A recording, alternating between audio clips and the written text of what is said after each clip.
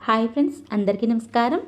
ఈరోజు మన ఛానల్లో మరో సరికొత్త రెసిపీ తోటి మీ ముందుకు వచ్చేసానండి. సూపర్ టేస్టీ స్పైసీగా ఉండే రోటీ టమోటా పచ్చడి. ఈ పచ్చడిని చూస్తుంటేనే మీకు నోట్లో నీరు ఊరిపోతుంది కదండి. ఈనాటిది ఆనాటిది కాదండి. మన అమ్మమ్మలు, నానమ్మలు, మన పూర్వీకులు మనకి ఇలా రోట్లో చేసి పెట్టేవారండి.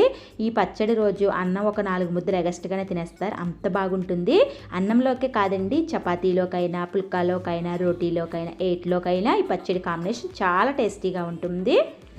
నేనైతే ఇంట్లో రెగ్యులర్గా ఈ రోటీ పచ్చడిని చేస్తూ ఉంటానండి. ఈరోజు మీతో షేర్ చేసుకోవాలనుకుంటున్నాను. మరి వీడియోని ఎక్కడ క్లిప్ చేయకుండా ఈ రోటీ పచ్చడిని ఎలా ప్రిపేర్ చేసుకోవాలో లేట్ చేయకుండా దీని ప్రాసెస్ ఏంటో చూసేద్దాం. ఈ రెసిపీ కోసం ముందుగా స్టవ్ మీద కడాయి పెట్టుకుని ఒక 2 టేబుల్ స్పూన్ దాకా ఆయిల్ వేసుకోండి. ఆయిల్ హీట్ అయ్యాక 1 టేబుల్ స్పూన్ దాకా జీలకర్ర వేసుకుని జీలకర్ర చిటపటలాడే వరకు ఫ్రై చేసుకోవాలి. నెక్స్ట్ 4 నుంచి 5 టమాటాలను తీసుకుని శుభ్రంగా కడుక్కుని టమాటాని 2 భాగాల కింద కట్ చేసుకోవాలి. లోనున్న వైట్ భాగాన్ని తీసేయాలండి. ఇప్పుడు ఆయిల్లోకి నేను ఎలా చూపిస్తున్నాను వీడియో క్లిప్లో ఆ విధంగా టమాటాలని ఆయిల్లోకి వేసుకోవాలి. ఇప్పుడు ఇందులోకి ఒక 5 నుంచి 6 వెల్లుల్లిపాయలు పైన తొక్కను తీసేసి ఈ టమాటా భాగంలోనే వేసేసుకోండి. నెక్స్ట్ 5 నుంచి 6 పచ్చిమిరపకాయలని శుభ్రంగా కడిగి కట్ చేసుకుని వేసుకోండి. ఇక్కడ మీరు స్పైసీ ఎక్కువ కావాలనుకున్న వారు పచ్చిమిరపకాయలని 10 అయినా వేసుకోవచ్చండి. మీరు తినే స్పైసీని బట్టి పచ్చిమిరపకాయలని అడ్జస్ట్మెంట్ చేసుకోవచ్చు. ఇప్పుడు వీటిని లో ఫ్లేమ్లో మూత పెట్టి 2 నుంచి 4 నిమిషాల వరకు ఉడికించుకోవాలి. 4 నిమిషాలు అయిన తర్వాత చూద్దామండి. ఒకవైపు టమాటా చక్కగా ఉడికిపోయింది. ఇప్పుడు ఈ టమాటాని రెండో వైపు కూడా తిప్పుకుని రెండో వైపును కూడా చక్కగా ఉడికించుకోవాలి. మూత పెట్టేసుకుని లో ఫ్లేమ్లో 1 నిమిషం పాటు ఉడికించుకుంటే చక్కగా ఉడికిపోతుంది.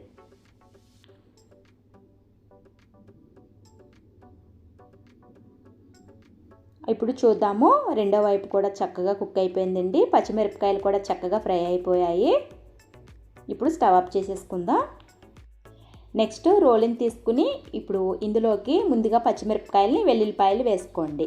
ఒక 1 టేబుల్ స్పూన్ దాకా నేను ఇక్కడ కళ్ళుప్పు వేసుకుంటున్నానండి. మీ దగ్గర కళ్ళుప్పు లేకపోతే ఒక 1/2 టీ స్పూన్ దాకా సాల్ట్ వేసుకోండి. కానీ ఈ రోటీ పచ్చళ్ళలోకి కళ్ళుప్పు అయితేనే టేస్ట్ చాలా బాగుంటుంది.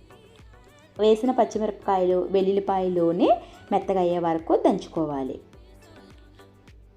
ఇలా దంచుకున్నాక ఇప్పుడు టమాటాలను కూడా వేసేసుకుని మళ్ళీ టమాటాలు కూడా చక్కగా కచ్చపచ్చ అయ్యే వరకు దంచుకోవాలి.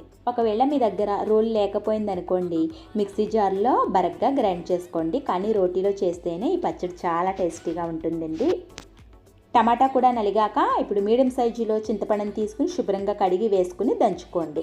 ఇప్పుడు ఒక ఉల్లిపాయని 4 భాగాల కింద సపరేట్ చేసుకుని 2 భాగాలు వేసుకుని ఉల్లిపాయని కూడా కచ్చాపచ్చాగా దంచుకోవాలి. కచ్చాపచ్చాగానే ఉండాలండి, సాఫ్ట్గా అవ్వకూడదు. కచ్చాపచ్చాగా ఉంటేనే ఈ పచ్చడి మరింత టేస్ట్గా ఉంటుంది. ఇప్పుడు లాస్ట్గా ఒక గుప్పిడి కొత్తిమీర కూడా వేసుకుని మళ్ళీ ఒకసారి దంచుకోండి. కొత్తిమీర ఫ్రై చేయడం కన్నా ఇలా పచ్చిగా వేసుకుని దంచుకుంటేనే అందులో ఉన్న ఫ్లేవర్ పచ్చడిలో కలిసి చాలా టేస్టీగా ఉంటుంది. ఫ్లేవర్ కూడా చాలా బాగుంటుంది. లాస్ట్గా సాల్ట్ని చెక్ చేసుకొని మీరు తినేదాన్ని బట్టి వేసుకుని అడ్జస్ట్మెంట్ చేసుకోండి. అంతేనండి, ఎంతో టేస్టీగా ఉండే రోటీ టమోటా పచ్చడి రెడీ అయినట్టే. ఈ టమాటా రోటీ పచ్చడిని వేడివేడి అన్నంలోకి నెయ్యి వేసుకుని తింటే టేస్ట్ అయితే చాలా బాగుంటుందండి. తప్పకుండా ట్రై చేయండి. ఓకే ఫ్రెండ్స్, ఈ టేస్టీ అయిన రోటీ టమాటా పచ్చడి మీకు నచ్చిందా? మీకు నచ్చితే మీరు కూడా ఇంట్లో ట్రై చేసి మీకు ఎలా కుదిరిందో, టేస్ట్ ఎలా ఉందో కామెంట్ సెక్షన్లో కామెంట్ చేయండి.